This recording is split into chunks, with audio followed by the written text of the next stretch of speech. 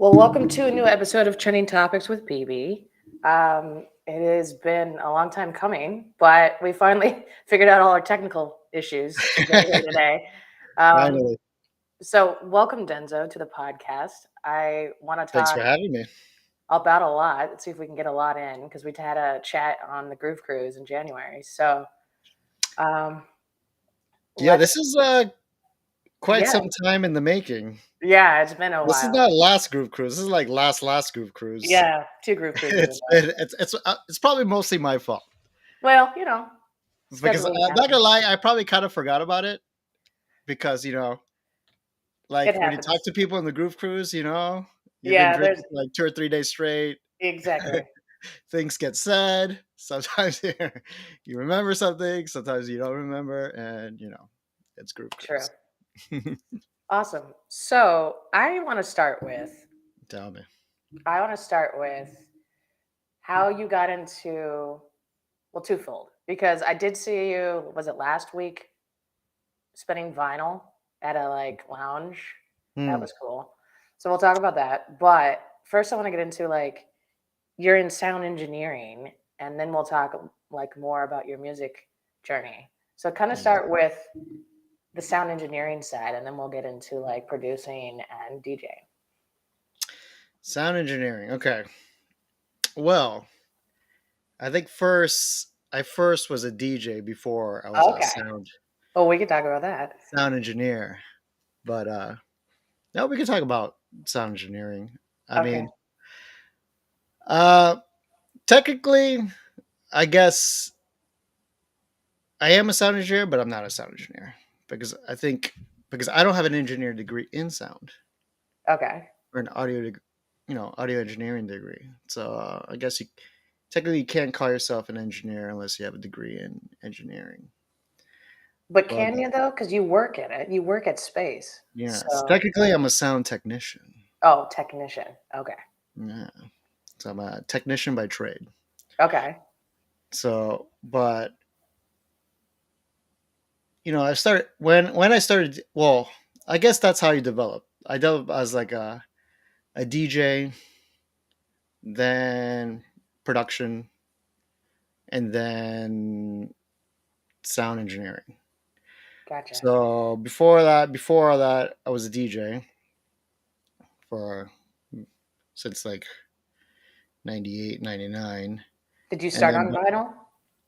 oh yes, it was well back then it was only vinyl. Well, I know, but some people Mm. started a little bit later and then went to vinyl because, they're No. for technique. So did you start on vinyl? Yeah, I guess people do that because of like nostalgia. I think that'd be pretty cool because I would have been like I would have been I I don't want to talk bad about that. Because I would have done the same thing. I would have been like, oh man, that must have been cool to play like records if I started like on CDs. Just so I can get like that aspect. Like I don't want to miss that. Like miss the 90s or the late 90s or the rave scene. And like, oh man, I wish I could have done it, but I grew up more in like the early 2000s stuff like that. So I probably would have done the same thing. But yeah, back in those days, I mean, it was like 90 mid to late 90s. It was just, you can only buy like those 12-inch singles on 12-inch.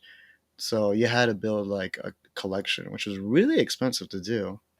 Now that I think about it, because if you want to make like a CD, you need like 10 to 13 songs, and those import records were like 12, $13 each. So you're gonna drop like $150 just every time you want to make a Right. compilation or something, or like a mix CD.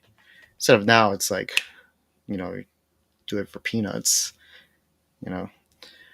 But yeah, I started off with vinyl, and then I eventually went to CDs, and then I started using like Tractor and computer stuff, and just making it easier, more organizing stuff, getting stuff in key because I don't have too much of a musical ear to get because you want to mix songs like in key, in musical and like key and all that. But when it came to like getting all your music organized, that's when I moved into like computer based, you know, stuff like Tractor and Serato, so you can get everything in key and BPM quickly. You can just sort through your music a million times faster.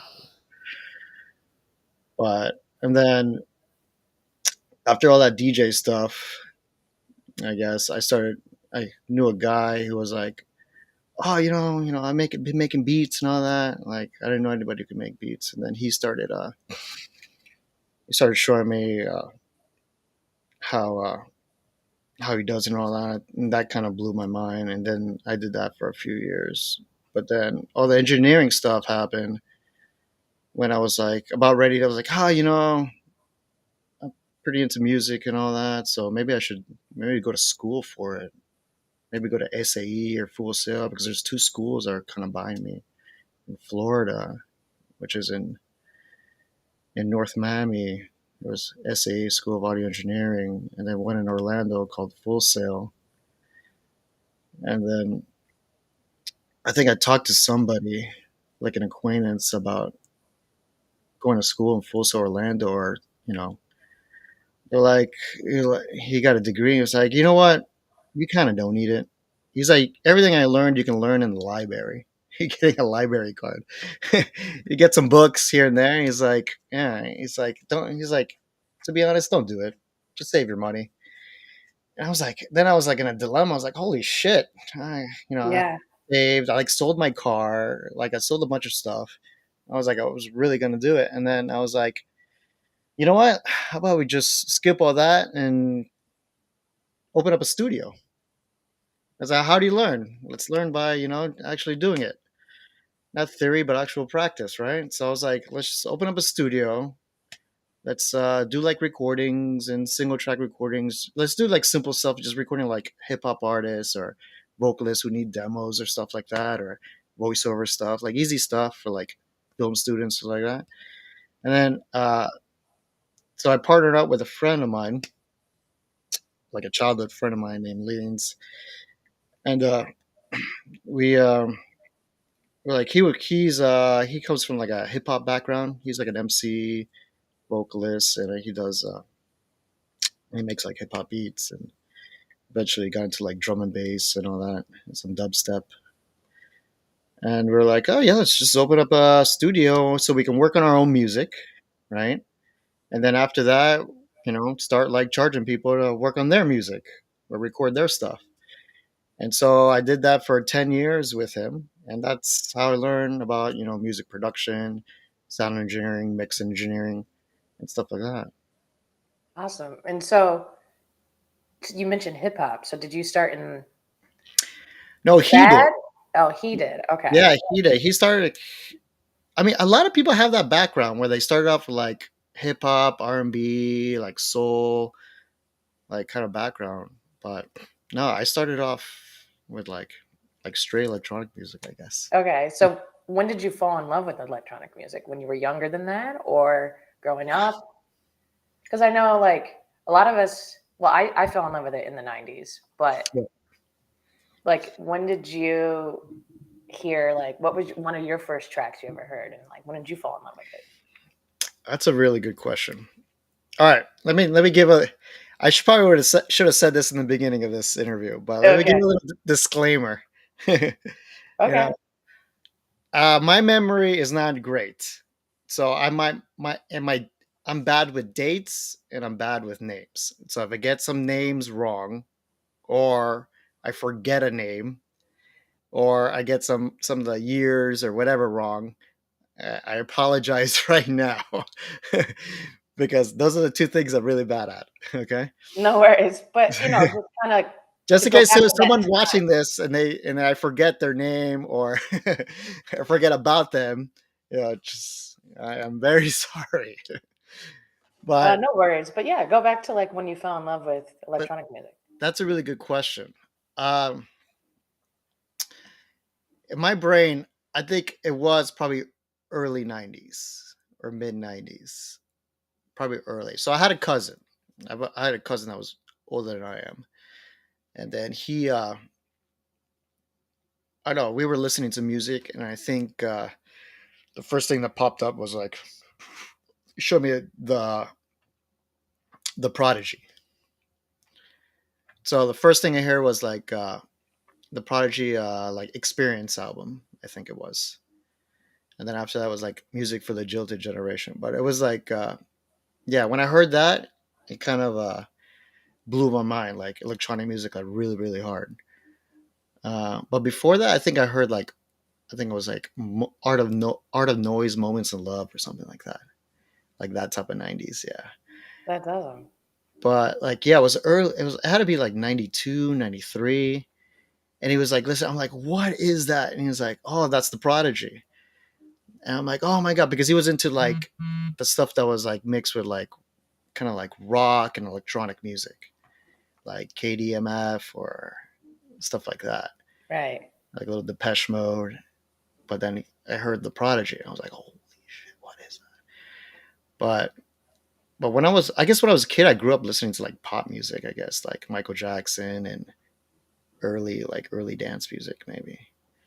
But I don't know. It's all a blur to me. Yeah. I mean, it's there's so much out there and there's so much we've probably heard, but like, uh, so that type of music in the Prodigy. So how do you feel like your evolution of listening is? Because like I started with trance, like Yeah. Robert Miles, "Children Was Mine," Mhm. and then like I heard Paul Van Dyke. Yeah, I heard that in the radio. Yeah, I remember hearing that in the radio, and that was crazy because I back think that was when like they the used first to time I play heard it. something like that on the radio. Right. And when I heard it on radio, I think like Power 96, like, oh my god, they play this on the radio? Because I think I've only listened to stuff like on tape.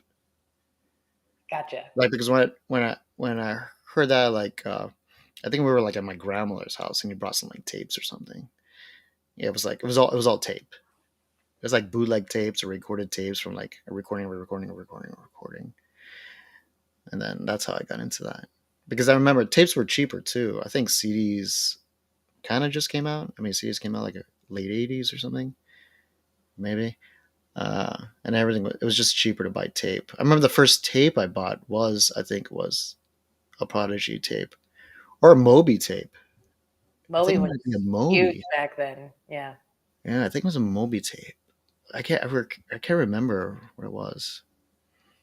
Yeah, it was no, it was something called it was like weird stuff. It was something called like Killer Techno Volume 5 or some shit. And I had it was all like A I think it was compilation. like I don't think it was like a New York based label. I think it was called Sonic Records or something like that. And then they had a lot of Moby track.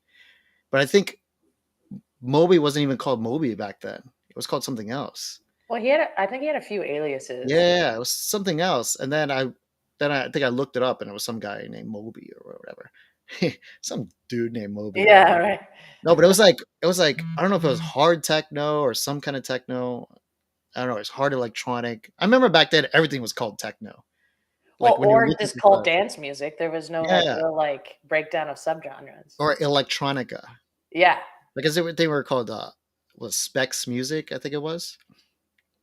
Yeah. I think I don't know if Specs is a Florida thing or anything. You know, Specs Records or Specs I Music. remember seeing that somewhere. Yeah, because I Specs. remember buying. I think I went to like a Specs when I was a kid. And I wanted to like buy something. You know, as a kid, you don't have your own money. You know, so it's not you buying it. It's like your mom buying it or your dad Mhm. buying it or some shit. I think it was my mom. She's like, and I went to like the electronics section. Like the first thing I did, electronics section. I didn't know anything else. I got like I think there was a Moby or a Prodigy's tape. I can't remember. No, I think it was the Killer Techno tape. I think I bought it. It was you know, and everything's import. But the funny thing is that the label is freaking from like New York or some shit, and they call it import, and they charge more for it because it's electronic music. You know, I don't know. It was weird, And but I could be mistaken though. But I remember well, the thing is probably could be mistaken because I remember my mom saying like, "Yo, this shit's expensive. Like, what the hell? Like, get some other thing, you know? You're like in the most expensive aisle, you know?" right. And like clearly remember that. Like my mom's like, "Yeah, crazy man, get some." I think Michael Jackson was cheaper or some shit. Uh, but and then I bought it and then I put it on my mom's tape deck and my mom's like, "What the fuck?" It was like hard, like like crazy stuff. But I think yeah, I think probably that's what started my And journey and to that type so of music. did you? immediately think about pro- like how do I produce this type of music or make this type of music, or did you Oh kind no, of come to the conclusion that you were going to DJ or no, just no, like no, no, listen no, to it? no. I think it was just I like being like just a listener of music. I Gotcha. think that's why I came from because I'm not a dancer or break dancer or anything. I just listen to me. I mean, I'm a kid. You don't know anything Right. at that age. I mean, I literally was like preteen or something. Like I had early access to music, and my brain was like, "Oh, this is amazing." But my brain, I wasn't a smart kid either. I know I was like, some dumb little shit. But as a kid, I was like, "Oh, I just want to be, I just want to listen to it. I just want to be around it. That's it." Actually, not even around it. I didn't even know. I don't even think I even knew where like nightclubs were back then or anything. You're so young. You just listen to it, and that's it. You just want to keep on listening to it, and you do whatever you can just to listen to it. Beg your mom to buy you a tape, or try to go to like somebody who's older to like make you a copy of something. Because I mean, I was really young. I mean, young where you're like in elementary school or something. Right. And I really now that I think about it, at a super young age, while everybody was like playing like Pogs or something. Remember those? Yes. Those little flip games or something. Yeah. I was listening to like weird stuff and watching weird shit that I wasn't supposed to watch, like That's kind of like how I was. horror movies and like fucked up anime movies and stuff like that. And for some reason, I can't remember why, but at a really young age, like elementary, I was watching like hardcore anime with blood and guts and like nudity and stuff like that, and then listening to like hardcore like drug music. And I'm like 10 or 12 or something. Right. So that mindset hasn't kicked in yet. I think that mindset didn't kick into like maybe during like when I just started high school or something, where it's like where I started going to like parties and raves and stuff like that, and you know getting around the scene and be like, oh, people like there's a DJ, like you can do that, you can be a DJ. And then I guess maybe then like in high school going to those raves where like I was like, oh shit, okay. Or let me back up. Maybe it was like I was trying to get access to this music, and then most of this music only comes out in vinyl records. Because remember, I remember. I'm talking to myself. It's like, hey, remember, buddy, Yeah. because I started buying records before I had like a mixer or like a DJ setup. So I was buying 12-inch singles and stuff like that, going to record stores, buying those things just to listen to one by one. And then I think eventually I was like, oh, let me get another turntable and then another mixer. Like I saw like in the raves and stuff like that. And like, oh, let me just start making my own like mix tapes and stuff like that, which I still have. I have them laying around somewhere. The actual tapes I did like back then in the late 90s. And just started making my own like mix stuff so I can hear it myself. Not even thinking about so other people can hear it. So, so more the DJ, and you were thinking like not necessarily that you were going to be a DJ, but you were just listening to music and feeling like this is cool, and then going to those raves and parties and stuff. You were like, oh, okay, so people DJ this for a mass group of people. Yeah, yeah. Those. I remember. Let's see if I can remember. Right. I mean, there was like warehouse parties in North Miami back in the day. So it was either in high school because I went to high school in North Miami and in Hollandale. In North Miami, there was like warehouse district, like in front of like FIU, the university here. There's a bunch of warehouses. People rent out the warehouses. Just put like a shitty sound system, a fog machine, a strobe light that just never stopped. If you were prone to seizures, you were fucked. No one gave a shit back then. And they had like 6 foot nitrous oxide tanks. That's like 5 foot, and people are just huffing gas in the corridor like all night. You know, doing ecstasy. I mean, That was like the summer of love or something. It was like everybody doing ecstasy. You know, ecstasy Yeah, just came out. You know, and the old you, school. you can imagine when ecstasy just first came out. You know, Yeah, it's especially amazing. especially when Right? like this is all new, like Yeah. when it was raves and the Oh yeah, music. you can throw a party any. Well, you still can, but I think the enthusiasm about throwing parties back then was like so much. Was so great. You know, because the drugs came out. Because I think music and drugs like go hand to hand, whether you like it or not. So and how music is made corresponds to like whatever drug is out at the time too, like Pink Floyd and LSD or some shit. Right. Well, you have to think about it. Like a lot of the musical geniuses that we know, even that are in electronic music, if you were influenced by something, because at one Mm. point Ray Charles was on heroin, Yeah, and they were all influenced by something, and yeah, you can't really deny that. Like you know, it's I just thought about that like years ago. I was like, all these like musical geniuses have been affected by some sort of drug or yeah.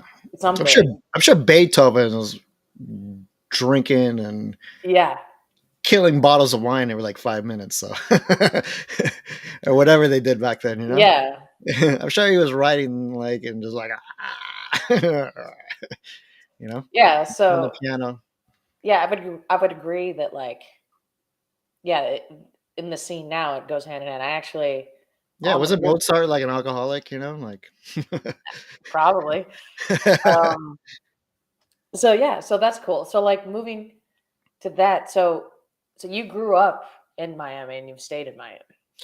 Yeah, I mean, Miami. You don't realize how awesome Miami is until you leave Miami, right? I've loved visiting there every time. Because you don't know you live in like a cool place until you go other places, right? So Miami, I mean, I love Miami. Miami's so much culture. It has everything, so many different people, and I think that's how you can get like involved in so much different aspects of like different types of music and stuff like that. And I think Miami has the luxury of that, you know, and nightclubs and stuff like that. I mean, Miami nightclubs in like the '80s and '70s and stuff like that.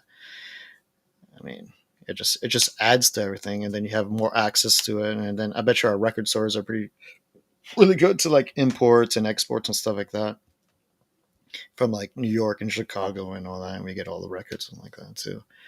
But I mean, yeah, I was born and raised in Miami. Why do you think, other than like what you just said about all the culture, which I've seen since I've been there a few times, Hmm. why do you think that like electronic dance music became so ingrained there? Because with Miami Music Week and the Winter Music Conference and just the scene throughout the year, not even just that. I mean, that week's always insane, but like why space became such an institution where you work now and why do you think it's like built? I know it started back then, but why do you think it's sustained through everything, especially since now that like some people would say electronic dance music is commercialized with all the festivals and all the like Hmm. popularity that it has now compared to like more of the underground scene. So why do you think Miami's been like a great host? It's because it's a party town. Miami's been, since like the '80s. Yeah, Sex, drugs, and rock and roll. Import, export. Of many things. yeah, you know, that's true. so it's very well. Think about it. Miami's the center of like the Americas. I mean, it's literally centralized. I mean, we have North, South, Central America, all of the Caribbean islands and everything. It just like it's a hub for importing, exporting a lot of goods, and some of those goods are good or bad. So and there's a lot of money involved. You know, a lot of real estate, and with all that money, you can buy a lot of real estate, which is nightclubs. A lot of people are getting wealthy. They need a party, hang out, have a good time, and then there's so much culture and music here that you can you know dip your hands in, like Caribbean music, Spanish music, whatever, and rock and roll and electronic music and stuff like that. So it's a great melting pot for all music cultures and atmosphere, and just makes this thing happen in Miami. Which you can have 24-hour nightclubs. You can party till whenever. I mean, I don't think it's ever going to go away. I don't think nothing's going to stop until unless the apocalypse comes. When the aliens invade, even when that happens, the aliens are going to be like, "Yo, all right, we took over this place. What the hell is there to do?" I mean, we Yeah. gotta do something. Everybody's our slave now. We can make them do whatever they want. What are we gonna do now? We're bored, and then I'm like, "Oh crap!" They got like music and this crazy thing, and they're gonna be partying. We're gonna be partying with the aliens. That's gonna make us all together again. And they're gonna be like, "Oh yeah, you know what? These guys are cool. They know how to party." And then it's gonna continue on. So I guess I want to talk about kind of segue in a little bit about production and working with like the group at Cold Harbor that Yeah. I'm a huge fan of, and Marcus Schultz and everybody. So Mm, like, how did that journey happen? Because I know like being somebody from Arizona, I know that Marcus started here and then ended up mm. over in London in Cold Harbor and then ended up in Miami. So I know And his Miami. story. So like, how did your worlds collide to join the Cold Harbor family?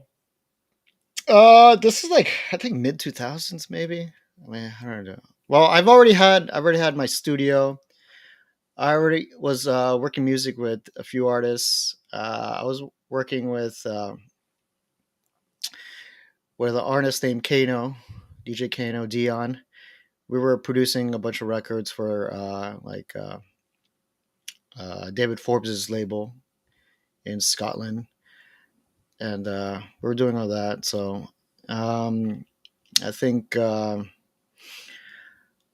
I linked up with Tim Gruby, and in Miami. I think he just moved to Miami, and we were doing this little residency party at the Electric Pickle. Well, we were trying to bring like trance music to the pickle, which is something they don't do. It's either they're kind of snooty over there. Well, they were. Where it was like house and techno, and then we were doing like a trance party on I think on Thursdays or something like once a month, like a monthly called the Vanishing Point. And then we were doing that once a month, and then Dia was like, "Hey, we're gonna have a guy named Tim. He runs like Cold Harbor, the studio, the label, everything. He's Marcus's like right hand man, and he's gonna play with us." I'm like, "Oh yeah, cool, whatever. The more the merrier, whatever." So we met up at the Electric Pickle. He was we met there, and he was a cool guy. He was like he just moved in, so um, I don't think he knew anybody here at the time. And I'm like, "Yo, dude, we're gonna hang out. We got a studio. You wanna come chill? Blah blah blah." He's like, "Yeah, yeah, yeah." So we started linking up together, like in the studio, and I think we did some other gig together, some DJ gig. I don't know, a memory. Um, I think of one day he was like, "Hey, we need somebody in the studio to do like office stuff, like go through emails, sorting out like stuff for music for like the radio show because like demos and promos, they're like for those there's like emails like 400 emails a day or 300 emails a day just sending music to Cold Harbor the label and to Marcus to like for the radio show for global DJ broadcast and all that. It's like insane. So one week not answering email, you have like 1,000 something emails to sort through just for music Wow. and crazy stuff like that. So like, oh yeah, we need somebody just to do that. Just like, I guess they were like, oh, you got an ear, you're a DJ, blah, blah, blah. Listen to music. It's pretty much what a DJ does. Like when you're a DJ, you get sent like a shit ton of music. Well, depends who you are. You get sent like promos and demos, like record pool. You're in record pools, and they send you the emails, and you listen to it, and you're like, oh, delete, delete, delete, delete, save, delete, delete, delete. It's mostly 90% delete, and 10% you keep, and then you put that put that music together and you do like for your radio show or your podcast and stuff like that. So I've been doing that for for a decade already. You do that. It's like buying records, but not going to the record store. The records get sent to you when Gotcha. you get to a point in your DJ life or career and stuff like that. You don't have to buy records anymore. Except for now, for vinyl, you have to buy vinyl Yeah. now. But I get sent a lot. So there, I mean, everybody's busy. I mean, it's a full time job going to 300 emails a day. That's like 9 to 5 every day. Just sorting that. So that's what I did. I pretty much sorted all the music for X amount of years for global DJ broadcasts and like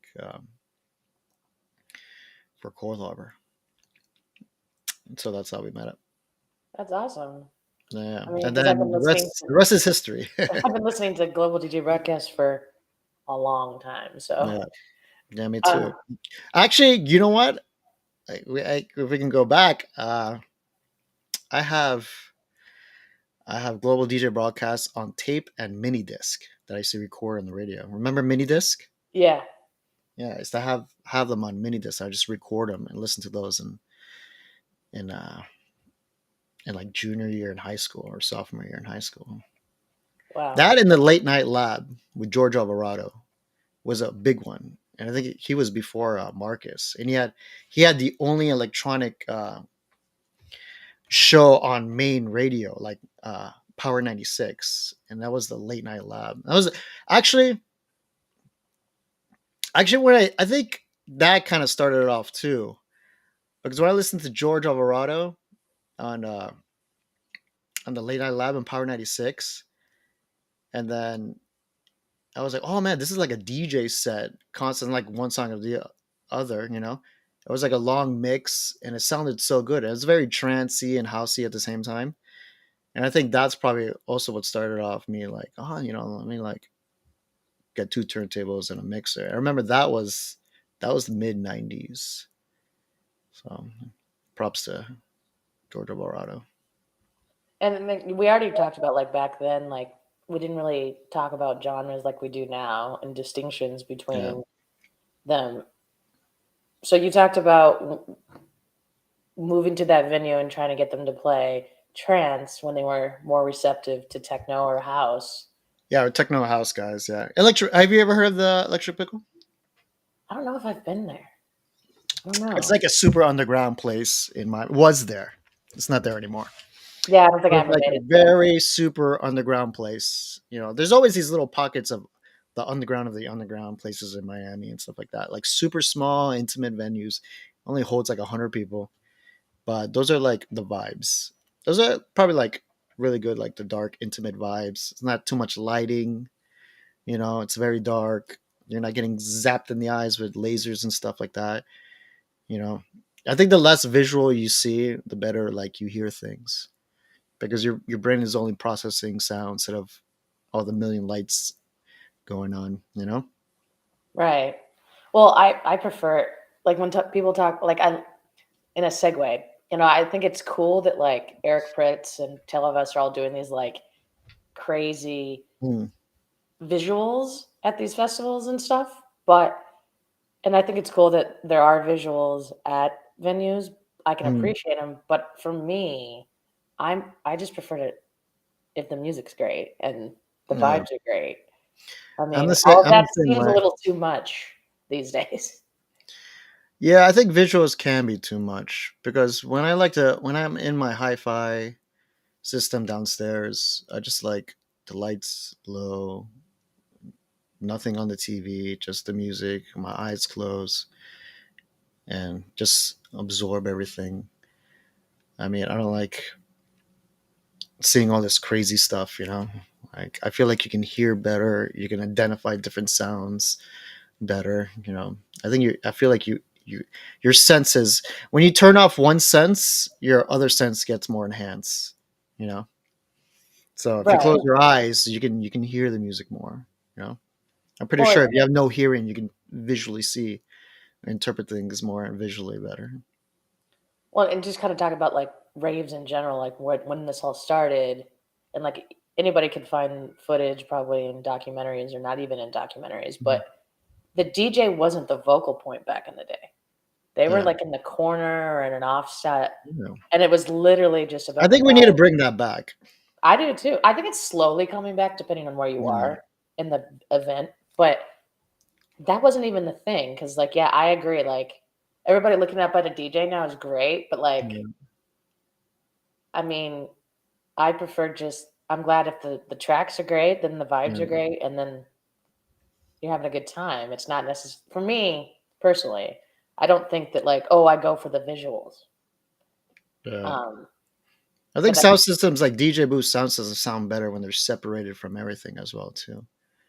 Because then yeah, when you're in like the booth and the booth they want being like on top of the crowd or whatever or see the crowd and then you get feedback or whatever from the main sound system into the booth and then you gotta crank the booth louder and all this stuff. I'd rather have a booth like nowhere near the main stage or the main dance floor and just have it in its own room, isolated from everything, and maybe just see like a little slit so you can see if people are dancing or not. And that's, I think that's the best aspect of it. well, that's probably why other And than plus, like, that becomes like the cool room now because you don't see the DJ booth. Everybody's dancing on the dance floor, and then it's like a gateway, like a little security fence. The people coming in, and because now the booth is like everybody wants to be in the booth. It's crowded as shit. yeah, We need security. We need so much staff just for people in the booth and people security for the booth. We need a stage manager to like check like if you're supposed to be in there or not, and like another like uh, booth like waitress and servers and like just for it's like a lot just for the booth. The booth is like a different. It's like another party room and stuff like that, which is crazy. yeah. Like, I mean, we mentioned Groove Cruise. Like, Yeah. if we go back to the Groove Cruise, I think that's one of the best things about the Groove Cruise for those that haven't been on it yet is that all the like venues on the ship, de- depending.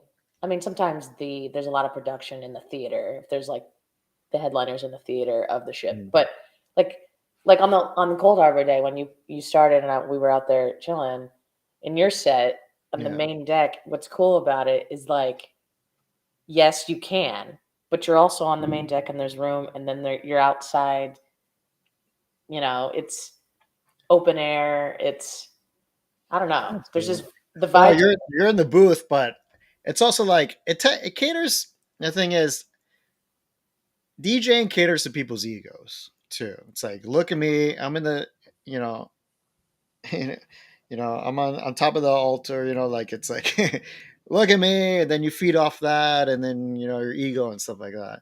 So a lot of people would like to be, and you're looking down at the crowd. Yeah, But I don't like that. It's too much. I mean, I kind of like to be like the same level as well, but still separated, right? Like I wish that booth was a lot lower. The booth. I think that booth was a little too high. right.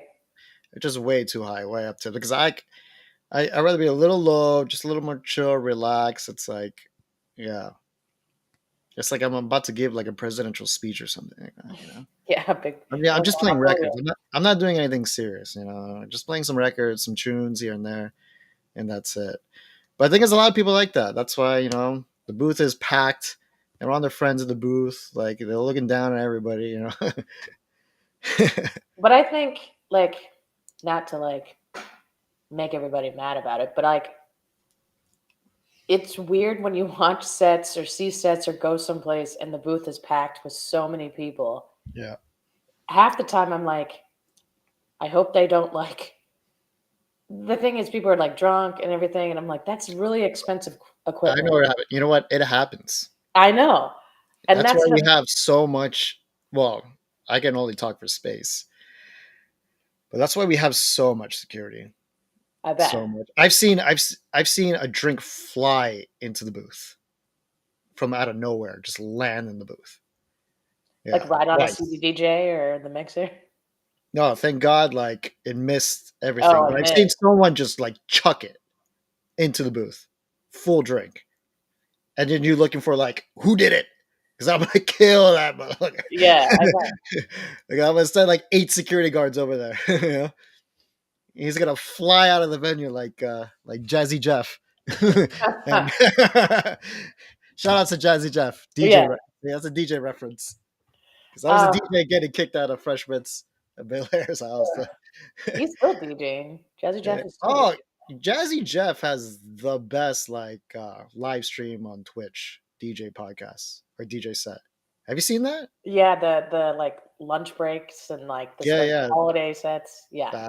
The best. They're amazing. I love them. Every time I get notification on Twitch, the only time I go to Twitch is for that. It's like Jazzy. Oh, Jazzy Jeff. Oh shit, it's amazing. Yeah. Like he's They're epic. killing it in the stream. Like you think that stream thing is dead or whatever. No, he's like killing it. I It's like mean, the it best blew stuff. up during the pandemic, but like, Yeah, the Magnificent House Party or something. Like yeah, yeah, something like that. he's still amazing. I mean, he's like he still looks young. What is he like 60? He looks like he's 30. I know. Still. Like this industry ages you, right? But he's like But he's kind of only the cool thing about Jazzy Jeff is that he did his own path and he was always mm, well respected yeah. amongst Oh, he's a legend. He's a good yeah, producer. He's fucking he's amazing producer, amazing DJs, he's amazing anything. He just being him and that's all he needs to do. He doesn't need to do anything else. He's just amazing. Fuck, it's Jazzy Jeff. right. That's all you gotta say. He's great. So to Yeah, kind what of were go we back, talking about? yeah. Oh, the So anyway, scene being killed. No, you know what? You know what else killed the scene? No, not killed the scene. I can't say killed the scene. Like, what would make the scene better if there was? Uh, I look. I remember a time. Let me go back. I remember a time going to nightclubs underage. I was probably like 17 or 18 or something like that. I'm still 21 to get in clubs like that. I remember celebrities being inside clubs. I remember you walk in, you're like, oh shit, this is crazy. In Miami clubs, I'm not gonna say where. Big Miami clubs like in Washington, whatever. And you're like, oh hey, there's Lenny Kravitz. There he is. Go say hi. There's Madonna over there. Say hi. There's wait, what station? Channel 7 news anchor woman. There's the weatherman, like just like in the venue, doing stuff, you know, that, you don't want people to see you doing. You be yourself. You're going to act yourself because I'm sure, you have to put this persona like you're squeaky clean and, doing stuff what people like regular people wouldn't like. And, that was my experience of being in a nightclub. And you can hang out with Lenny Kravitz, say hi to the guy, have a drink or anything else with the guy. And it was all good. Nobody was there gonna see you. Well, the people were there, they saw you, but it would not leave the club. And that was the club experience. You could do whatever you want. pre social media, pre like everybody had a phone. Now you don't see that anymore Yeah, because because somebody is thinks they're CNN or TMZ and they're gonna record everything you're doing. yeah, There was never any evidence of what you're doing. So that's why you can do whatever you want and be a celebrity, hang out with celebrities, which is not a thing anymore. No celebrity hangs out at a nightclub and shit. Well, they they make an do appearance, unless they're paid for it, like but in they're not. Vegas. Yeah, They're not hanging out, yeah, they're and there for like killing. 2 hours they're getting paid for or whatever. Yeah, and that was before cell phones, Hmm. so you don't get. I'm glad I lived in the time where you can hang out with like people you see on TV, and it was like that blew my mind that you can hang out with people you see on TV or you hear like on the radio, and it was all good. You can just chill. Now it doesn't happen anymore. Right. Yeah. Well, yeah, because of that. Nope. Oh no. Oh no! Oh, my camera just died. It's all Why right. did it just die? Hold on. My camera just overheated. Oh no, that That's happened. crazy. It literally just overheat. Yeah, give me. Hold on. Let me fix that. This interview is hot, baby. Yeah. It's too hot. Equipment fails. It happens. No, literally, the it says it's too hot in here. Hold on. Let me try to fix that. If not, I got a plan B. I can just. Oh no, it's on high. Oh, this is really. Let me put my AC on. That's probably what it is. My AC off. Well, I can still hear you. Yeah. We can still hear you. Sorry for Yeah. those that'll be watching this. Wait, hold on. Let me. Yeah, I turned off my AC so it doesn't. All right, should be back. Am I back? How do I get back? Well, I can hear you. I just can't see you. Yeah, my camera's back on. Let me see if it starts up again. There it goes. It's Video. coming Am I back. back? Not quite. Oh, wait, hold on.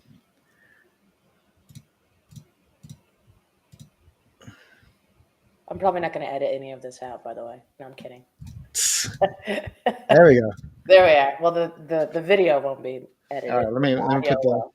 let me put the AC back. There we go. I'm back. Well, if anything, I have. If that happens again, Backup. I have my cheap webcam. There you go. Uh, Sorry I'll about put that, it there. everybody. But I'm anyway, gonna the I'm gonna point. put the AC on. There we go.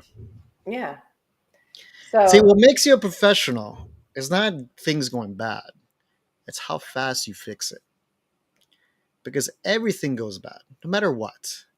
You can be in like amazing facility, amazing like technicians and stuff like that. But it's Murphy's law. Something will go bad. Monitors go bad. Whatever happens, it has. What makes you a pro is how fast you fix it. true. Very Yeah, true. and that it gets fixed. Like Yep. that's pretty much my job in a nutshell. How Oh fast I can yeah, I fix wanted to shit. talk a little bit about that because I we talked about this on the Groove Cruise, and then I didn't make it out to Miami Music Week, but I'll be out for the Groove Cruise next year. I One of these times I'm in Miami, I want to go to space. I've Yeah. never been to space, and it's such an Wait, what? I know. You never been to space? No, I've been to a bunch of other clubs in Miami, but I've never been to space. Oh my god, space is like. Mainly because it's usually sold out, or like because I don't know other situations we end up at somewhere else. But Hmm. like, there's so many people I've wanted to see at space. It's not even funny. Just let me know when you come to space. I know a guy, I so know. Okay, I'll take care of you. gotcha. Well, I mean, recently, like, I mean, Adam Bear's played there. I mean, the Hmm. list goes on and on and on. But Yeah, it's the it's who's who. yeah, it's also just everybody wants to get in there, and it's so hard to like,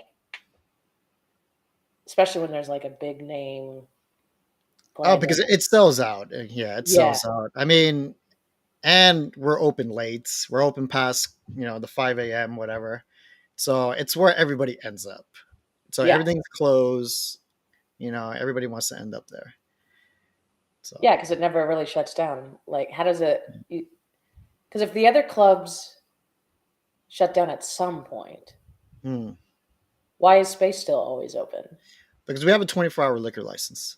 Ah, gotcha, Yeah. So we're allowed to stay up as long as we want. That's why we can stay up days. Yeah. gotcha. Yeah, space is the place to be. Like for like after hours. If you go to a part, it's a good place to end up as well. I mean, you can start your night there, but you can also end up there. Or how the professionals do it. You wake up at like 8 in the morning, fresh as a daisy, have a nice little coffee, maybe have some breakfast or not, have a coffee, have a little brunch session there at Space, till like 1 p.m. right? And then, have some breakfast right afterwards. Go to the beach. You walk in there like, fresh as a daisy. You're not Oh there yeah, for like 8 to 12 hours, you, and s- that's the best. Yeah, the sun is out because it's outside. It's a terrace. The sun's out. Listening to good music. Have a coconut. We have coconuts there. Have a little ginger shot. You know, hell, you could do yoga there. We do space yoga there on Saturdays. You know, is it? where they put yoga mats all over fake grass, like astroturf, and then you bring your yoga mat. And that shit gets packed as it gets sold out. You could do they have like ambient chill out music in the background and That's awesome. do yoga and stuff like that. But yeah, just wake up in the morning, fresh as daisy. Not on a bender. Just listen to good house music. You know, under the sun. It's great. You want a That's probably cocktail? Have a little why like cocktail. everybody wants to be at space. Yeah, that's Well, great. and there was a space in Ibiza, right? Like Ibiza, and like it Yes. shut down years ago because I Yeah. remember seeing the Carl Cox was like one of the Yeah. Yeah. Yeah. I closing. watched that live actually. The Car Cox final set. Yeah. I played. If you see me shaking, I'm freezing my ass now because the AC is right there. Well, that'll keep the And that's camera. what I didn't want to happen. That's why the camera went hot. Yeah. So Space Bees, I've been there. So when I was, oh yeah, so I went to Ibiza, Yeah, as I say. as they say, as the locals say, uh, before the Euro.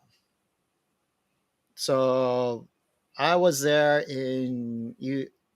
My dates are gonna be off. 99 2000 Okay. is when it was still the Spanish currency. It was like the pesos or pesetas or whatever. And how did I get there? So I'm still young, I'm still like, I don't know, 19, 20. I can't remember. Um, I have a sister, an older sister. That's about like 5, 6 years older than me, or 4, 5. I don't know. Dates. Yeah.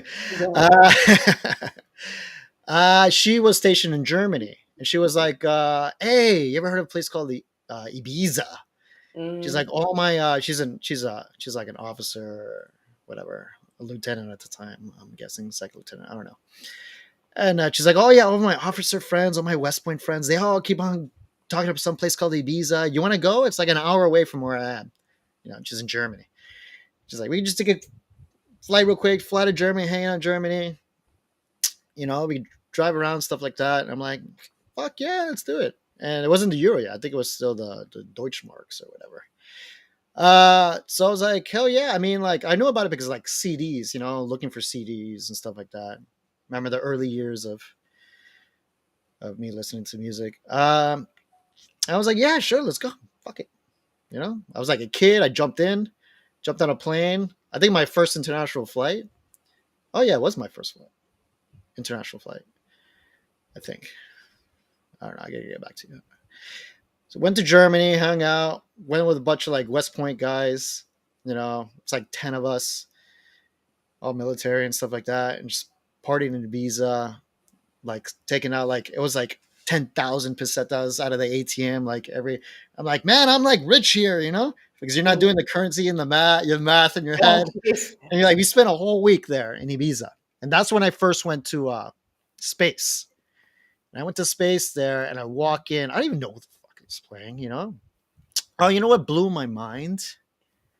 What like really like set the I think the DJ thing in my head probably. Like it was the first time I ever got off like or went to like a city or something, and there was billboards of DJs, like advertisement for a DJ. Like what is that? I never seen that in my life. Like they were like the president or something. Like you walk out, it's like DJ this, these. I'm like, oh my god, I know these guys, and they had like their picture on like a giant billboard. Like that blew my mind. And then like the label here and the whatever party here, the manumission party, the amnesia party, privilege, whatever. Like advertising for a club.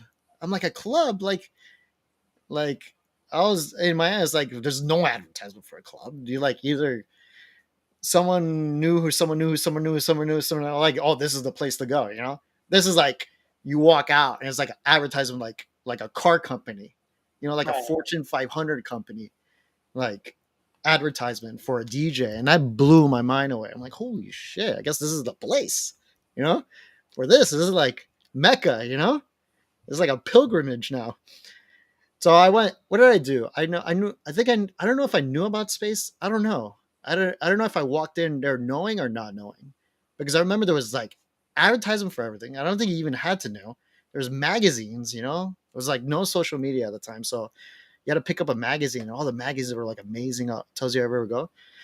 So I went. I think I went to space. I don't know if it was the first time because I know I went to Amnesia, Privilege. Um, I'm missing one. I forgot.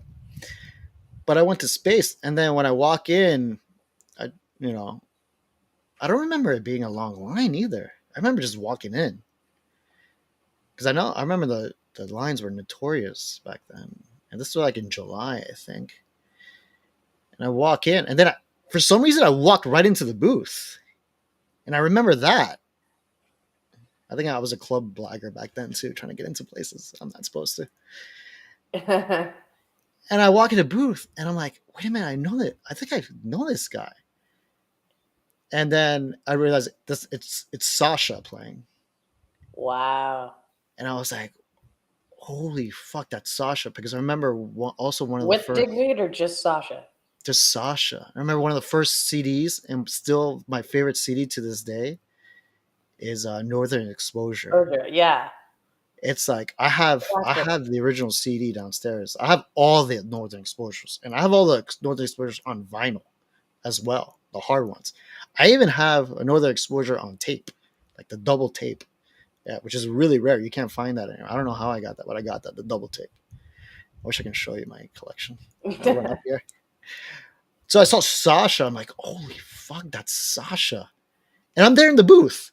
Ain't nobody in the booth. I don't know. That's How what I did you get it? remember. You just This is like walked in the booth? 99. I'm in the booth.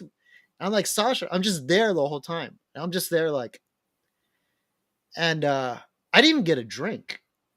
You know, I didn't even drink. I wasn't on anything. And I was just there hanging out. I was like, oh, Sasha. And it just blew my mind. Like this is like normal. You know, it felt like too normal. Like it was special, but it felt like, oh, I'm just walk in here and just meet like a hero of mine and stuff like that. It's just the access was crazy, you know. So I don't remember after that. I don't remember how long I stayed. I can't. I my This is 99, so I don't remember. I think I went back to the hotel. I think I went with my sister. It was just me and my sister. That's it. And then after that, I think I went to Manumission, Privilege, the world's biggest club. That was pretty cool. I think Tiesta was playing.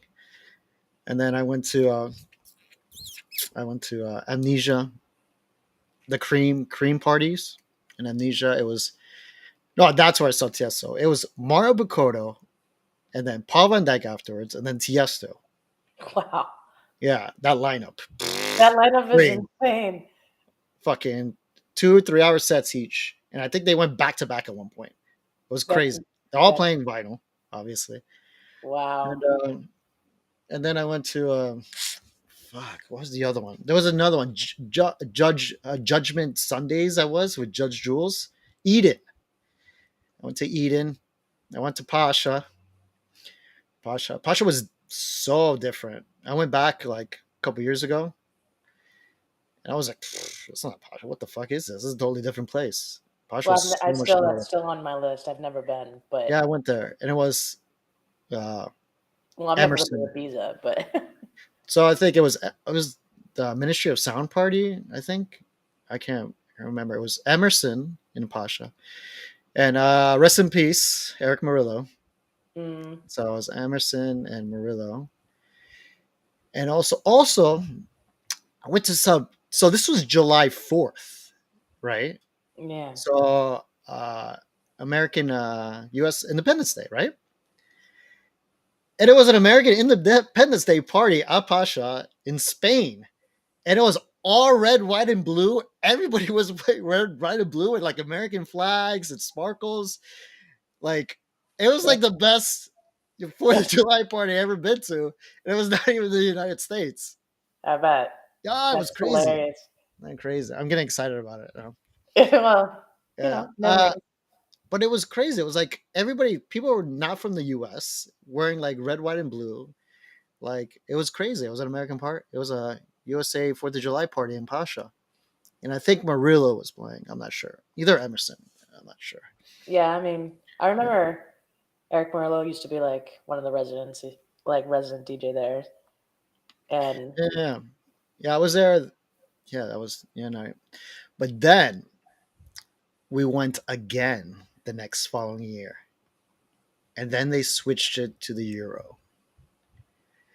And that's when you realize how much money you're actually spending uh, because it's close to the dollar.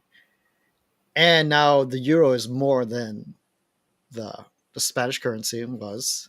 So it went up. And now the euro is more than a dollar. Oh, actually, back then, maybe they're the same or maybe like 50 cents more. I'm not sure. But then you're like, you took out like, it's like this is in 2000. So 70 euros just to get into the club. And it's like 15, 20 euros for a drink. hmm Yeah, and then I was like, so I maxed. So when I got back home, I clearly remember Bank of America calling me and I went over my account. I was in the red. I went negative. Oh And wow. I think back there, they do like overdraft fees and stuff. hmm I don't think they implemented that back then, right? Because I was under like red when I got because I was like, fuck. I was like, fuck, this is a lot. And I was like, fuck it. I'm in Ibiza. I'm spending a week here. I'll worry about that shit when I get home. Bank of America calls me. He's like, sir, are you were you in Spain, Ibiza? Like spending money and stuff like that? I'm an idiot. I should have said, nah, my car was stolen. I don't know what you're talking about. I never stepped foot in it. Problem is, I bought a plane ticket to Spain. So Of course, they're of gonna course. they're like, yeah, but you bought a plane ticket to Ibiza. Like, obviously you were there. you know? Right. But yeah, that's my Ibiza story. But I went back. I went back again in uh, the year right before the pandemic, 2019, and I went for Marcus Schultz's wedding. hmm So we went the whole crew, did Marcus's wedding. We stayed there for 10 days. We did like no clubs and we just went around the island. And I think I just had just as much as a good time. The island, you don't realize how magical that island is, when you go to Svedra and all the remote locations and all that until you do the island. And then you realize, oh, this is where the magic is. It's just so beautiful, peaceful. The weather's I've never seen it rain. Well, I've been there 3 times. It's never rained once. What's the summer? I don't know. Well, it was just beautiful, picturesque. It's on my Landscapes. list. It's just so you have to go. It's just so beautiful. And I mean, the first 2 times there, we didn't see like the light of day, only for after hours. you Yeah, know, like being in Bora Bora Beach or whatever. But when you go there, it's just magical. Watching the sun set in the ocean, like melt into the ocean. It's just so beautiful. And then it's like, yeah, you realize how magical the island is. that's what everybody says. It's not even just about the parties that everybody goes through the summer. It's just a pretty place to Wow. be. It's paradise. So, Yeah. Yeah, there's 2 parts of the island. One is like the party side, and then the other one's like family. It's a family. You can do a family vacation in Ibiza. It's not like hedonism or some shit. it's which like I think a lot of people do think that yeah, it's no, just it's all about the it's a party. beautiful chill party. You can have a coffee, breakfast, get massages or some shit. And it's beautiful. You can just relax, go hiking, go running. You know, it's yeah. It's the other side of the island is just really relax. You don't have to do anything. That's why some people live there. You cannot Makes see a sense. party the whole time you're there. Go. You need to go. Well, that's awesome. Like, yeah, I want to go to Ibiza now. But anyway, so that's cool. So we talked about kind of like the trajectory of where you came to. I guess to kind of Yeah, close it we're out. all over the map now. No, I know we are, but That's how scatterbrained my is. I'm like, I guess to close it out, can you kind of talk about where we are kind of like I wanted your opinion on how we are like when we talk about genres these days and like mm, as you can see I have all these flags in my place yeah, and I love pretty much the gamut of underground and I started in trance. I love house. I love techno. But there's kind of like this debate these days about like but there's also a lot of blending of the genres right now yeah. of like distinction between any of them. And being somebody who listens to it as much, being in the scene, you're at space a lot. What are your thoughts on like? Do you think it's going to go back to when people just enjoyed the music? I kind of feel like there's maybe the pandemic did a little bit. I mean, there's still commercialism, but what I'm getting at Mm. is we're seeing people kind of go, well, I just want to have a good time. And you're seeing a lot of like back to backs you wouldn't think you would see these days, or a lot of collaborations that you're like, oh wait, they're gonna collaborate. They're not really. That's more tech house. It's not necessarily techno. Or you listen to an Adam Bear set and he'll throw down some trance. Like, what are your thoughts? It's not trance. It's melodic techno. Okay, Okay, melodic techno, get that right. but it is trance. We don't say the T word here. I know, I know, So but like stupid. it's dumb. Melodic techno is trance. Trance is melodic techno. Whatever you Yeah. want to call Well, yeah. I mean, one of the biggest trance labels in the world was Sven Voss uh, record label, the it. Yeah. I recording or whatever. Like it was all you could say that was like the birth of trance. It was all trance, but he's Hmm. techno. I don't know. It's weird. I think well, is this too much like insider baseball? You know, like we're in the scene, we know what's going on, so we hear the, like these like subdivides of genres and all that stuff. So that's because we're in it. I think in the normal people don't know, don't care. You know, Yeah, but what I'm getting so at is like to those people that wouldn't know the difference. like a lot of people don't know the difference. I think we know because we are who we are. But the average Joe, whatever, like you know, goes to a techno party and thinks they're listening to like pure techno, but it's really like melodic techno, and stuff like that. I mean, there's always been the blends of genres. It's always going on. So it's like, I mean, house is just like disco and some electro beats, That's all it is. It's a mixture of genres. It's always been a mixture of genres. I think I think when you try to sell something, you have to categorize it very like narrowly, so so you can sell that product or image easier to people. That's the only reason. Like EDM is just a term for like journalists to explain this to like the normies. But now EDM is a genre now or something, but it kind of really is. It's just a global term for normal people to understand what's happening and stuff like that. But Which is that's why like, I never use that term. I literally say electronic yeah, dance music. yeah. I say electronica a lot. Like, oh, you like electronica because that was the name of like the section of like the store and back in the mid 90s of like the electronic section. So it was just electronica. Like it's a blanket term. So Yeah. normal people know where to go. But we know what it is. We know the genre bending and what it's all it is what it sounds like. Because for me, I like to use trance as a blanket term because something can sound trancy, but it's not trance. Like for me, trance is fucking everything. It could be melodic house, melodic techno, anything with like a long melodic, like a harmonic minor, like build up and stuff like that it's trance to me. It's literally trance. Like as me as a trance, like I get categorized as a trance DJ, but my sets is like progressive house, techno, hard techno, like melodic techno, like some trance, but it's like everywhere. It could start off with house or progressive or indie dance, you know. Like the podcast I do is like everything, but I'm like considered a trans person. But I don't mind. I don't give a shit, because I kind of blanket term it too. I was like, oh, it sounds trancy. I was like, no, no, no, this is techno. I'm like, it's fucking trance, bro. But It's- I think we don't have to worry about that. I think the scene's good. I think everything's gonna go. Keep on going. The aliens are gonna come, and they're gonna ask where the party's at, and we're gonna provide it. well, there you have it. Yeah. Well, thanks for joining me on the podcast. How I long have we enjoyed been? How long was it? over an hour. That's over now. Wow. I know. Feels like 20 minutes. I can still go. I I can still know. go. We can talk more shit. I got more Topo Chico left. I'm only Well, halfway there.